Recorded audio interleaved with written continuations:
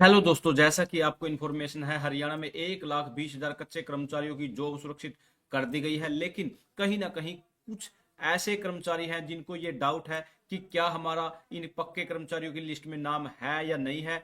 मैं बिल्कुल ही live proof आपको दिखाने वाला हूं, आपको अपना लिस्ट में नाम कैसे चेक करना है। उसके अलावा कुछ कैंडिडेट ऐसे हैं कि हमारा एक्सपीरियंस कितना हुआ है, मैं वो भी दिखाने वाला हूं। लेकिन अगर आप हरियाणा कौशल रोजगार निगम में लगे हुए हो, कच्चे कर्मचारी हो या पक्के कर्मचारी हो, एक नया आदेश आ चुका है, कर्मचारियों पर कार्रवाई के आदेश, सावधान, नए नियम लागू।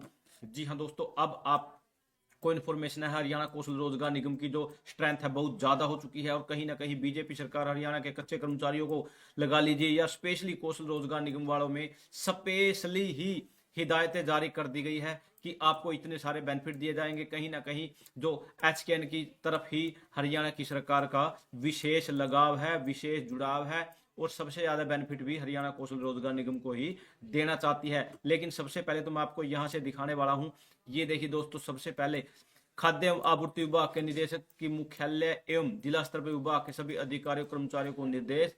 हरियाणा में खाद्य आपूर्ति विभाग के अधिकारियों कर्मचारियों पर ड्यूटी के दौरान उपयुक्त पोशाक न पहनने पर होगी कार्रवाई। जी हाँ दोस्तों, वर्दी भत्ता लेने वाले कर्मचारी भी नहीं करते नियमों का पालन।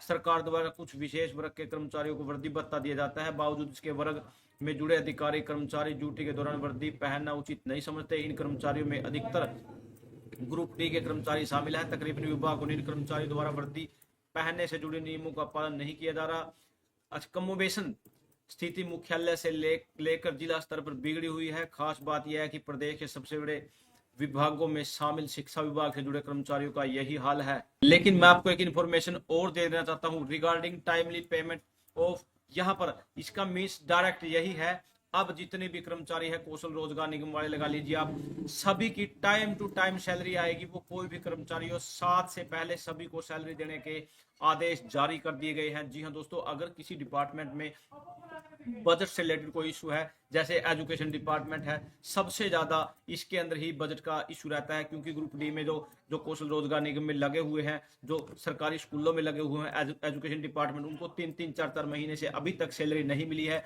उनका मेन यही इशू रहता है कि बजट का इशू। अब उनको भी आदेश जारी कर दिए गए, अपने फाइनेंस डिपार्टमेंट, अपने फाइनेंस से बिल्कुल डिस्कस करो और किसी प्रकार की कोई भी किसी भी हिदायत को माफ नहीं किया जाएगा। सभी को फटाफट से टाइम 7 तारीख से पहले ही सैलरी देनी होगी। ये देखिए दोस्तों, कुछों ने तो अभी से पहले ही यहाँ 21,569 डिपॉजिट इन एचडीएफसी बैंक, यहाँ 4 दिसंबर, यहाँ 4 दिसंबर, जी हाँ दोस्तों, 5 से पहले 4 दिसंबर को ही सभी की सैलरी जारी कर दी गई है। इस लेटर का इतना असर हुआ है। ये देखिए दोस्तों, यहाँ पर 15,587 रुपए ऑन 5 दिसंबर 2024 हरियाणा कौशल रोजगार निगम, सभी की सैलरी फटाफट से अकाउंट में डालनी जारी कर दी गई है। 7 तारीख को, अभी एक दिन बाकी है, अभी 6/12/2024 है। लेकिन अब आप बोलोगे सर, थंबनेल में तो आपने लगाया कुछ और है और दिखा दिया कुछ और। आपने लगाया है 1,20,000 कर्मचारी जो सुरक्षित लिस्ट में अपना नाम कैसे चेक करे, अपना एक्सपीरियंस कैसे देखे, ये दिखाया आपने और बोल दिया कुछ। लेकिन मैं बिल्कुल डिटेल के साथ दिखाने वाला हूं। आपको स्कीप करने की बीमारी है, उसको आप रोक लीजिए, बिल्कुल ही डिटेल के साथ दिखाऊंगा। कुछ ऐसे जो कमेंट करते हैं व्यूवर कि सर आपने ये नहीं किया, वो नहीं किया, वो स्कीप करते रहते हैं, वीडियो को आधी देखते हैं, कहीं से देख ली कहीं से नहीं देख ली और ऐसे ही कमेंट कर देते हैं, बहुत दुख होता है। लेकिन यहाँ सबसे पहले तो आपको सर्च करना है एज कैलकुलेटर। जैसे ही आप इस पर क्लिक करते हो, एज कैलकुलेटर पर क्लिक करते हो, यहाँ पर जब की डेट आपकी ज्वाइनिंग है, जैसे आपकी ज्वाइनिंग 1 और मान लीजिए आपकी ज्वाइनिंग हुई है यहाँ पर, जैसे आपकी ज्वाइनिंग हुई है यहाँ लगा लीजिए आप, मैं इसको दिखाने वाला हूँ। यहाँ पर जैसे आपकी ज्वाइनिंग अगर 22 को हुई है, 23 को हुई है, 24 को हुई है, जिस भी साल जिस भी मंथ को आपकी सैलरी का इंतजार तो आप बाद में करोगे। लेकिन यहाँ से आपको अपना लिस्ट में नाम चेक करना है कि आपके 5 साल हुए हैं नहीं हुए हैं। लेकिन इस कैंडिडेट की जो ज्वाइनिंग हुई थी, जैसे इसकी ज्वाइनिंग हुई थी 1 मई 2019 को इसकी ज्वाइनिंग हुई थी और यहाँ पर जनवरी के यहाँ पर ये देखिए दोस्तों, 9 मई 2019 को इसकी ज्वाइनिंग